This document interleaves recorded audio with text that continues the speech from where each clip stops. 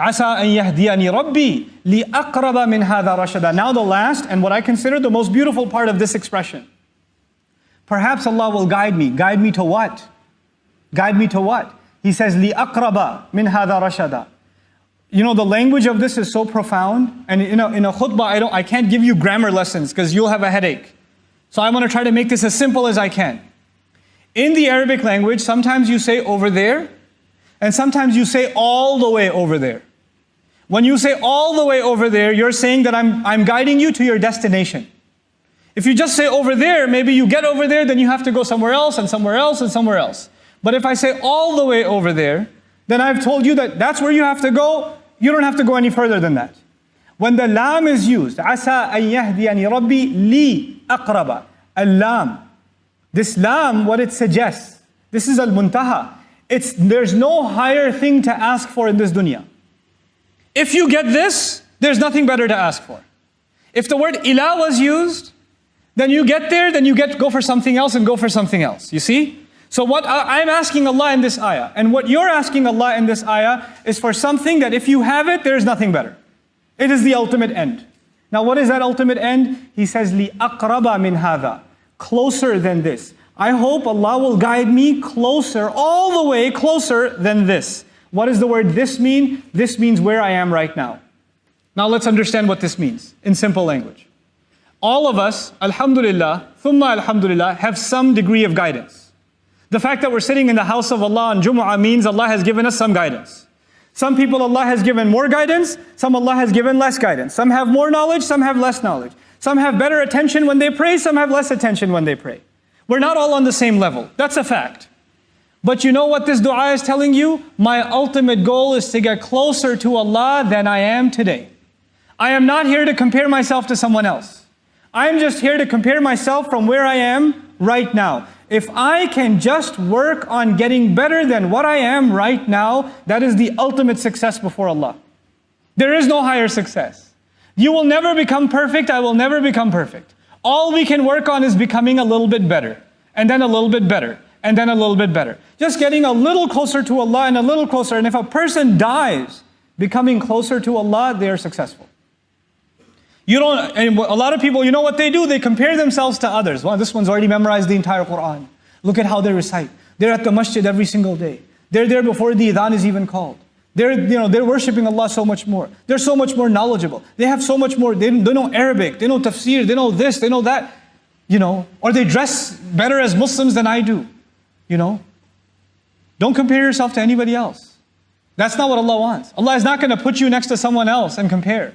He doesn't even want you to compare yourself to others in dunya. Forget akhirah.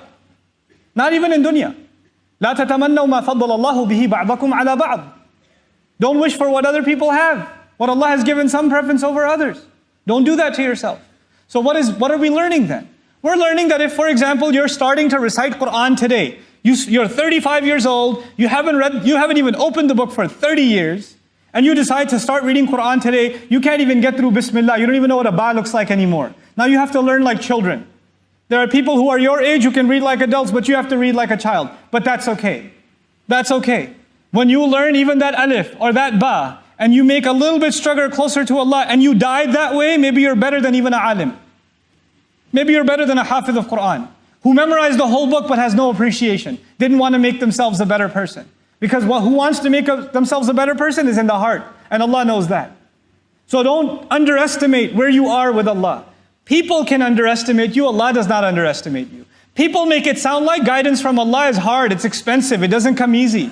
And Allah is opening the doors of it wide open. He's just asking for you and me to embrace it and say, Ya Allah, guide me. Bring me a little closer to yourself. لِأَقْرَبَ مِنْ هَذَا رَشَدًا. In terms of uprightness, in terms of guidance. The last word of this ayah, رَشَدًا, actually acknowledges that the fact that you're making this dua means that you're already on some guidance. That you shouldn't say that I'm misguided.